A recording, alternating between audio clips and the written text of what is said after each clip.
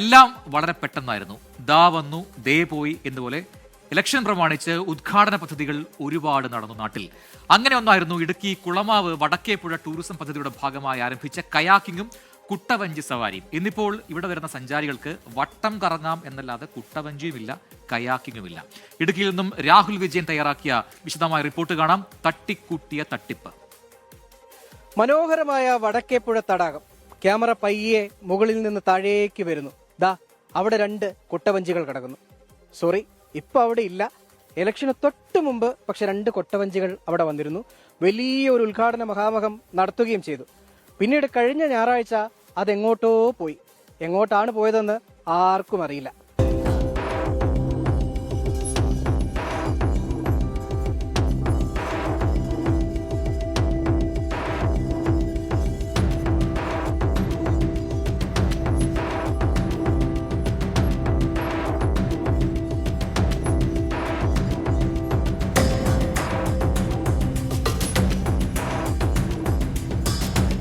കഴിഞ്ഞ ഫെബ്രുവരി 13-നാണ് വടക്കേപ്പുഴ ടൂറിസം പദ്ധതിയുടെ ഭാഗമായി എത്തിച്ച കയാക്കിംഗ്, കുട്ടവഞ്ചി സവാരി എന്നിവ ഉദ്ഘാടനം ചെയ്തത്. സഞ്ചാരികൾക്ക് ഇതൊക്കെ ആകെ തുഴയാൻ പറ്റിയത് വെറും 20 ദിവസം. പ്രശ്നങ്ങൾ പലതും ഉണ്ടായിരുന്നു ഉദ്ഘാടനത്തിൽ, ഇലക്ഷൻ തിരക്കിൽ. പക്ഷെ അതൊക്കെ എല്ലാവരും വിട്ടുപോയി.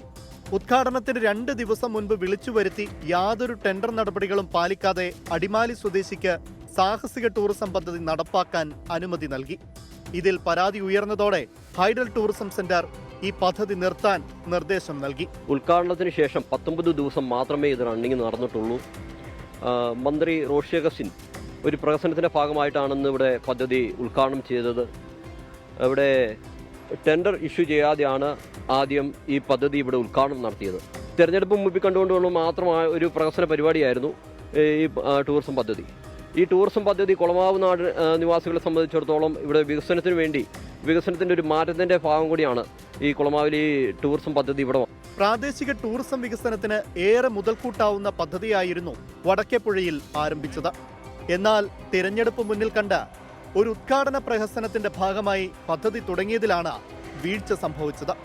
മാനദണ്ഡങ്ങൾ പാലിച്ച് കൃത്യമായ മുന്നൊരുക്കങ്ങളോടെ ആരംഭിച്ചിരുന്നുവെങ്കിൽ സഞ്ചാരികൾക്ക് ഏറെ പ്രയോജനപ്പെടുമായിരുന്നു. നിലവിൽ കരാറുകാരൻ എത്തിച്ച ഉപകരണങ്ങളെല്ലാം തിരികെ കൊണ്ടുപോയി. എനിക്ക് പിന്നിലിരിക്കുന്ന ഈ ആളുകളെ കണ്ടില്ലേ?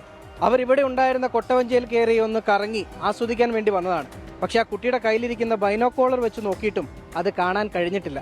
കാരണം ഇവിടെ ആ സംഗതി ഇല്ലല്ലോ. എന്തായാലും ഇലക്ഷന് മുന്നോടിയായിട്ട് ഇങ്ങനെ ആളുകളെ പറ്റിക്കുന്ന ഉദ്ഘാടനം വേണ്ടായിരുന്നു എന്നുള്ളതാണ് നാട്ടുകാർ പറയുന്നത്. സുമിത്തിനൊപ്പം രാഹുൽ വിജയൻ, 24 ഇടുക്കി. പൊതുജനം കഴുതയല്ല സാർ.